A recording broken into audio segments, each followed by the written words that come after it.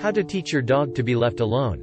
From birth, the puppy becomes naturally attached to its mother. Once it is adopted, it will transfer this attachment to its owner, who becomes its new reference.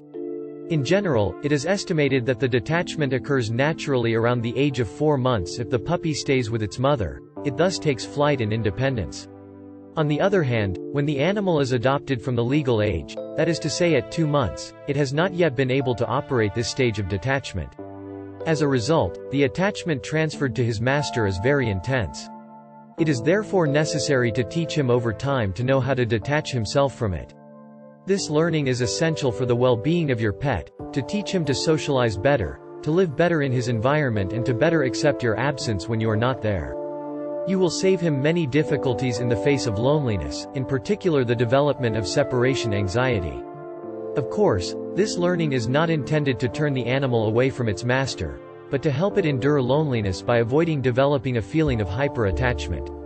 Here are our step-by-step tips for teaching your dog to be left alone. Tip 1. Teach your dog to tolerate your distance when you are present. The first step is simple.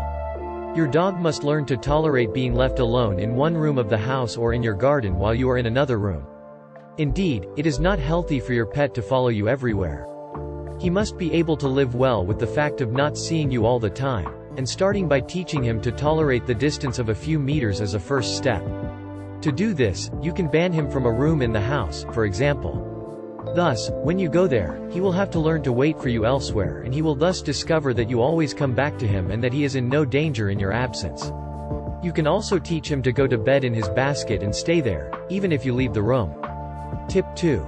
Initiate contacts. As part of positive and benevolent education, the animal is taught frustration.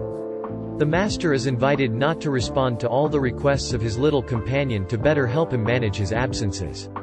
Indeed, a dog to whom we always respond positively or negatively when he asks for something will not understand that we do not give him constant attention. Thus, when you are away, he will tend to develop behavior intended to alert you, uncleanliness, destruction, etc., and to show you his displeasure. It is important that the master be the initiator of the contact. To do this, do not respond to your dog and ignore his requests. Don't get angry or react in any way, just ignore it and wait for it to move on for it to be effective. But beware, it is not a question of punishing him or depriving him of anything. As soon as he has moved on, call him to you and offer him contact, the caress, the game, the treat, etc. He will thus have obtained a response, but it was you who initiated it. This will make him more inclined to give up and put up with your absence. Tip 3. Trivialize your departures. This step is essential to teach the dog to accept loneliness and your absences.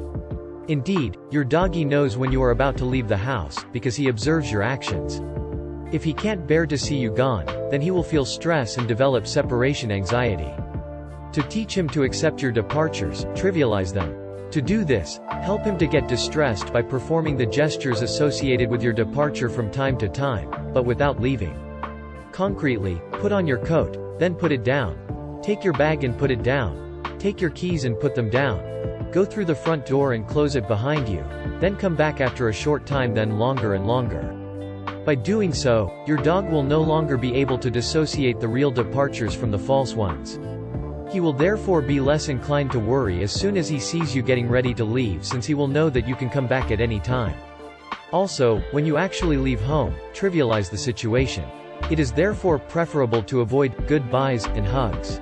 Don't cuddle or pet your dog to let him know you're leaving, as he may feel stressed and perceive your behavior as confirmation that your distancing is abnormal and that he should be worried as you're trying to reassure him. Leave the house without saying anything, as if you were just going to pick up the mail at your mailbox. Tip 4. More positive absences. When you're away, don't hesitate to leave a nice toy for your dog, such as a game that dispenses treats. Better, however, that he finds it after you leave so as not to associate the toy with your real absences. In addition, this toy should only be made available to him when you leave and not self-service to make sense. So when he finds it after you're gone, this toy will help him move on with something useful. Likewise, avoid leaving the house with a worried, sad face or with the fear that he will do something stupid. Your animal will perceive it and may be confused and distressed by your fears. So act normally. Also, if you find that he has done something stupid while you were away, don't punish him and ignore it. Prefer to follow the principle of not seen, not taken, because your animal will be unable to associate the anger that you show against him on your return with his past stupidity. He would perceive your reaction as an injustice, and nonsense will tend to happen again. Also, do not clean in front of it. Wait until he has left the room to do this. And of course, never put his head in his accidents, you're just giving him the impression that you're showing him what to do. Tip 5. Reduce space. When you leave, avoid leaving the whole house accessible to your dog. It is generally advisable to allow him access to certain rooms equipped with games to occupy him and all his little essentials essential to his well-being and comfort: sleeping, food, water. He will thus be less tempted to go wandering around to find you, to check every door and window, or even to do stupid things everywhere if stupidity there must be. Before your departure, if you are going to be away for several hours, don't hesitate to take him for a walk. He will thus have relieved himself before being confined, which will limit the risk of an accident, and he will have exerted himself, which will encourage him more to sleep when you are gone and thus to better tolerate loneliness.